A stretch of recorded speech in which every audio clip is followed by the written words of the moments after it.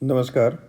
CBSE exam 2026 के लिए CBSE द्वारा जारी की गई 25 इम्पोर्टेंट इंस्ट्रक्शन आपके साथ शेयर करते हैं। ठीक है।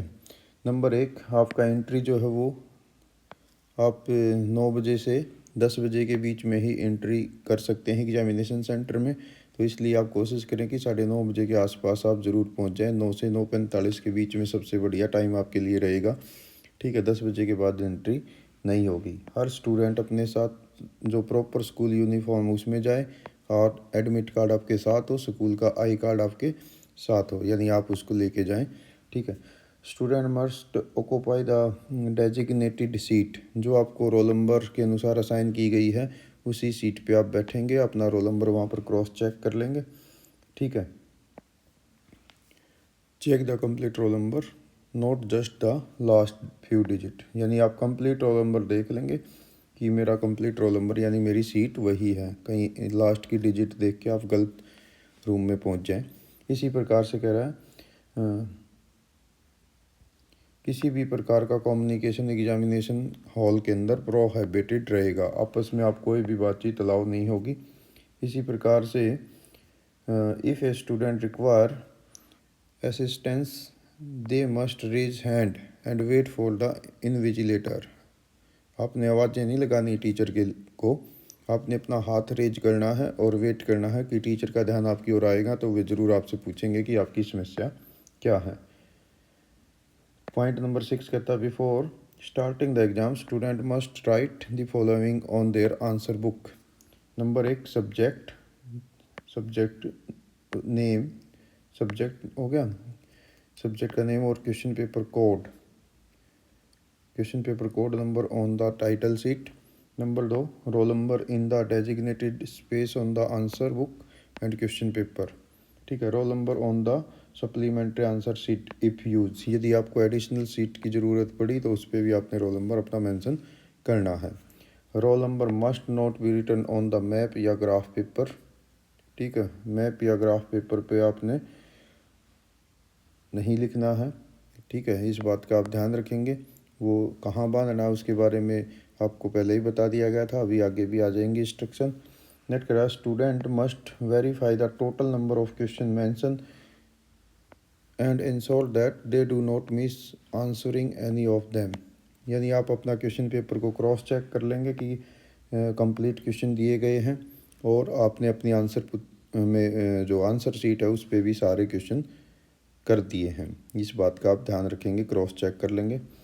ठीक है। ये लास्ट मोमेंट की भी कुछ घटनाएं वो इवेंट्स होंगी और क्वेश्चन के जो नंबर हैं वो आप शुरू में ही मेंशन कर लेंगे जब आपको 15 मिनट रीडिंग टाइम मिलेगा। इसी प्रकार से नेक्स्ट कहता है remember you can't leave the examination hall before the time. 3 घंटे का पेपर है तो 3 घंटे वहीं बैठना होगा। ठीक है। Utilise the time in revising your answer if you finish the paper earlier, यदि पेपर पहले हो गया तो अपने आंसर्स को रिवाइज कर लें, हो सकता है कि कोई पॉइंट मिस रह गया हो। नेक्स्ट कहता है स्पेशल मार्किंग या writing the roll number in unauthorised place lead to the cancellation of the paper. आपने अपनी आंसर शीट में कहीं पर भी अपना रोल नंबर बगैर मेंशन की गई जगह के नहीं लिखना है, यानी अंदर नहीं लिखना, केवल फ्रंट पेज पर ही वो लिखना है।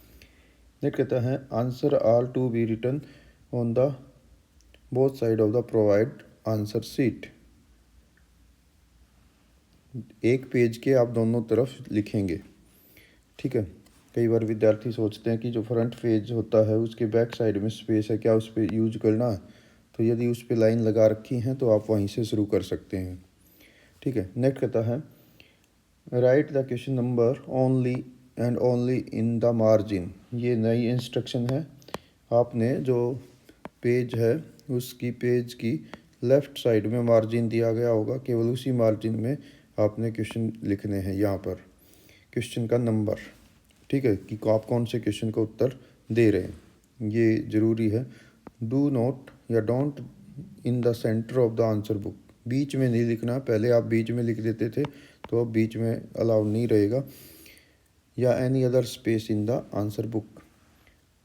Do the rough work in the right margin, right hand side, यानी आप यहाँ पर राइट हैंड साइड में रफ वर्क करेंगे और काम जब आपका कंप्लीट हो जाएगा तो आप उसको क्रॉस ऐसे कर देंगे। नेट करा do not tear out any page, आपने कोई पेज नहीं उखाड़ लेना है आंसर बुक से। If any page are missing या torn, report is immediately to the invigilator for the proper decombinations. ठीक है, तो या तो कोई पेज मिसिंग है तो आप शुरू में ही तुरंत देख लें, क्योंकि जो आपकी आंसर बुकलेट होगी उसके कोने पर पेज नंबर भी लिखे रहते हैं, तो आप शुरू में ही देख लें कि सारे पेज उसमें अवेलेबल हैं। इसी प्रकार से करा do the rough work in the margin of the right side only, और क्रॉस आउट आपने कर देना, ये आपको पहले ही बता दिया। नेट करा ये आपने पेज नहीं किसी प्रकार का उखाड़ना है या आपने उसको काउंट कर लेना है कि सभी पेज उसमें अवेलेबल हैं। Student must verify that they have received the correct question paper and count the number of pages. जैसे ही क्वेश्चन पेपर मिले तो अपने क्वेश्चन पेपर के सभी पेजेस को काउंट कर लें कि कंप्लीट पेपर है।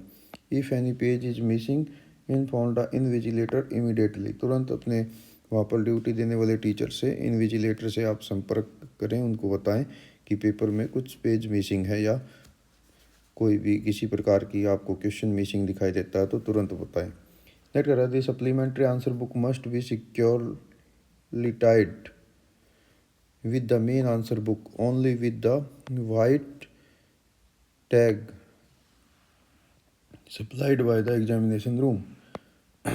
केवल ये सफ़ेद धागे से ही बांधनी है यदि आपने कोई एडिशनल जो सप्लीमेंट्री आंसर सीट है उसको यूज किया है।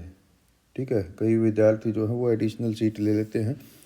नेक्स्ट करा दी मैप और ग्राफ, यदि मैप और ग्राफ हैं तो वो आपने पहले क्या होता था कि आप किसी भी उसमें बीच में बांध देते थे, हम भी आपको सुझाव दे देते थे सभी टीचर्स कि आपने बीच में बांधना ताकि वो मिस ना हो, लेकिन अब क्योंकि आपकी जो कॉपीज है वो स्कैन होनी है और ऑन स्क्रीन मार्किंग होनी है, इसलिए अब सुझाव ये दिया गया है कि आपने जो अपने मैप हैं या ग्राफ हैं उसको सबसे लास्ट में ही उसमें जहां आपकी आंसर कंप्लीट हो गए उसके बाद आप अगला पेज पलटेंगे और वहाँ पर जो खाली स्पेस है उन दोनों पेज के बीच में आप उसको बांध देंगे, जो भी मैप हैं या ग्राफ हैं। ठीक है, जैसे ज्योग्राफी में दो आते हैं, एक वर्ल्ड मैप आता है, तो पहली दो पेजों के बीच में आप इसको बांधिए, नेक्स्ट पेज खाली है तो वहाँ पर आप इंडिया का मैप बांध दीजिए ताकि ये प्रॉपर स्कैन हो सके। इसी प्रकार से पॉइंट नंबर 18 कहता है कि 10वीं क्लास के अंदर साइंस में और सोशल साइंस में उसको डिवाइड किया है सेक्शन में। साइंस में A biology, section B chemistry, section C physics के लिए होगा, तो सेक्शन वाइज उत्तर देंगे। इसी प्रकार से सोशल साइंस में section A history, section B geography, section C political science और सेक्शन डी इकोनॉमिक्स के लिए होगा। अपने आंसर बुकलेट को आपने उसी हिसाब से डिवाइड कर लेना है और आपने उत्तर प्रॉपर जो डेजिग्नेटेड सेक्शन है यानी हिस्ट्री के हैं तो ए सेक्शन में ही उत्तर देंगे। किसी भी आंसर को आप मिक्स नहीं करेंगे या क्रॉस सेक्शन में नहीं लिखेंगे। यदि आपने ऐसा लिखा तो उसको इवेल्युएट नहीं किया जाएगा, उसको मार्किंग नहीं होगी, उसके नंबर आपको अवार्ड नहीं किए जाएंगे, इस बात का आप ध्यान रखें। इसी प्रकार से पॉइंट नंबर 19 कहता है student are allowed to bring stationery only in a transparent pouch. Transparent pouch में ये आप ले जा सकते हैं, ये आपके एडमिट कार्ड पर भी सभी इंस्ट्रक्शन लिखी गई हैं, तो आप उसको ध्यान से पढ़ लें क्या क्या ले जा सकते हैं। Blue pen, royal blue ball pen, ball point pen, gel pen ले जा सकते हैं, eraser, scale, geometry set, clear and clean writing pad. ठीक है, आप जो बोर्ड है जिसको आप कई बार गत्ता भी कह देते हैं तो वो केवल ट्रांसपेरेंट ही ले जा सकते हैं। ठीक है, इसी प्रकार से नेट करा ओनली एनालॉग वॉच ही आप ले जा सकते हैं, जो हमारी ट्रेडिशनल घड़ियाँ होती हैं, ठीक है, वही वाली घड़ी आप ले जा सकते हैं, डिजिटल घड़ी आपको अलाउ नहीं होगी। ठीक है, स्मार्ट वॉच या बैंड ये सब स्ट्रिक्टली प्रोहिबिटेड हैं। नेक्स्ट 21 कहता है स्टूडेंट में कैरी ए transparent water bottle. Metro card ले जा सकते हो यदि दिल्ली जैसे शहर में है, ठीक है, जहाँ पर मेट्रो चलती है। पैसा ले जा सकते हैं अपने साथ जो भी ज़रूरी होगा। कोई किसी प्रकार की मेडिकल आइटम है, ठीक है, यदि किसी प्रकार का विद्यार्थी के साथ कोई डायबिटिक आदि है, ठीक है, ऐसे ही स्टूडेंट को वो अलाउ है, और वो भी पहले से ही CBSE से अप्रूवल ले रखी हो दवाई के बारे में, ठीक है।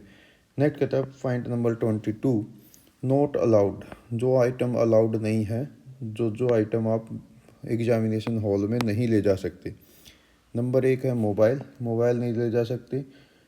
कोई भी लिखा हुआ मटेरियल है, जैसे रिटन नोट हैं, लूज पेपर हैं, ठीक है, कैलकुलेटर नहीं ले जा सकते, पेन ड्राइव नहीं ले जा सकते, लॉन्ग टेबल या इलेक्ट्रिक पेन्स या स्कैनर नहीं ले जा सकते।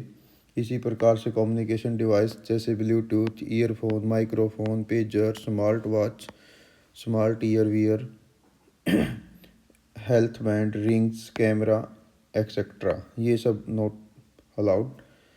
इसके अलावा वैलेट्स नहीं ले जा सकते, गूगल्स नहीं ले जा सकते, हैंड बैग्स या पाउच नहीं ले जा सकते। कोई भी खाने का आइटम, ठीक है, यदि डायबिटिक स्टूडेंट है और उसको पहले से ही अप्रूवल ले रखी है, केवल उसी को अलाउड है, बाकी का किसी को अलाउड नहीं होगा। Any item that may be used for unfair mean, ठीक है, वो अलाउड नहीं होगा। 23 पॉइंट कहता है प्रोसेसन या use of barred item will be considered as unfair mean. ये जो इतने भी आइटम आपको ऊपर मना किए गए हैं, यदि इनमें से कोई भी आप लेके गए तो ये आपके अगेंस्ट स्ट्रिक्ट एक्शन होगा CBSE रूल के अनुसार, और आपका केस बनेगा, अनफेयर मीन में आएगा ये। Student will be frisked before entering the examination hall during the examination in case of suspicious। आप जब जाएंगे तो आप वहाँ पर टीचर की ड्यूटी लगा दी जाती है, मेल फीमेल की, ठीक है, तो वो आपकी चेकिंग करके ही आपको अंदर अलाउ होगा। पॉइंट नंबर कहता है please check the location of the examination centre at least 1 day before the exam. कम से कम एक दिन पहले आप एग्जामिनेशन सेंटर पे ज़रूर जाएं। Don't forget to add the possible office time, traffic delay, estimate time to reach the centre. और आप ये ज़रूर ध्यान रखें कि वही जो आपका परीक्षा का टाइम है वही ऑफिस आवर्स भी होते हैं, और उस टाइम रोड पे रश भी होगा, तो हो सकता है कि जाम की स्थिति बने, तो आप समय रहते परीक्षा के लिए निकल जाएं और टाइम पे आप परीक्षा हॉल में पहुँचें। तो इन सब बातों का ध्यान रखें। आप सबको आपकी एग्जामिनेशंस के लिए शुभकामनाएं। आप सभी की परीक्षाएं अच्छी हों। Best wishes to all of you. Thank you. Have a nice day.